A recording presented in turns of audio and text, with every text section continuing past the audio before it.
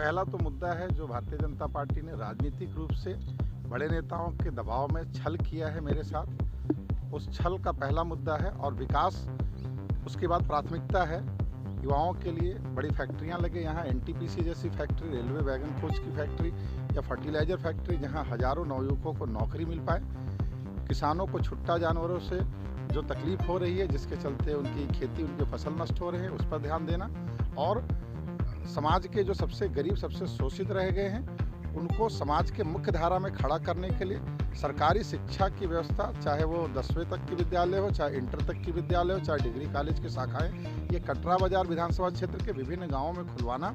यूँ स्वास्थ्य की सरकारी सुविधाएं, जिससे गरीबों के पैसे न लगे, बिना पैसे के गरीबों के घर में उनके बड़े, उनके बुजुर्गों की दवाइयाँ हो पाएँ, जिसके कमी के चलते हर वर्ष हजारों लोग हमारे कटरा विधानसभा में अपने परिवार का साथ छोड़ रहे हैं। और किसान स्वावलंबी बने, किसान अपने पैरों पर खड़ा हो, किसानों के धान जब तैयार हो, खेतों में जब फसलें तैयार हो, उचित मूल्य पर, बिना किसी भ्रष्टाचार पर और त्वरित गति पर तुरंत खरीदा जाए, किसानों को किसी तरह की तकलीफ ना हो, इस पर पूरा मेरा ध्यान केंद्रित रहेगा। सबसे अधिक जो वोटर हैं वो ब्राह्मण समाज से आते हैं।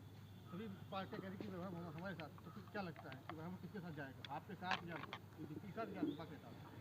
ये तो 27 तारीख को चुनाव में ब्राह्मण तय करेगा कटरा का, कि जो छल ब्राह्मणों के साथ, चाहे 2 ब्राह्मण मांग रहे थे टिकट, हमारा अधिकार था इस टिकट पर, मैं मांग रहा था, श्री भवानी भी शुक्ला जी मौजूदा प्रमुख कटरा बाजार, वो भी मांग रहे थे।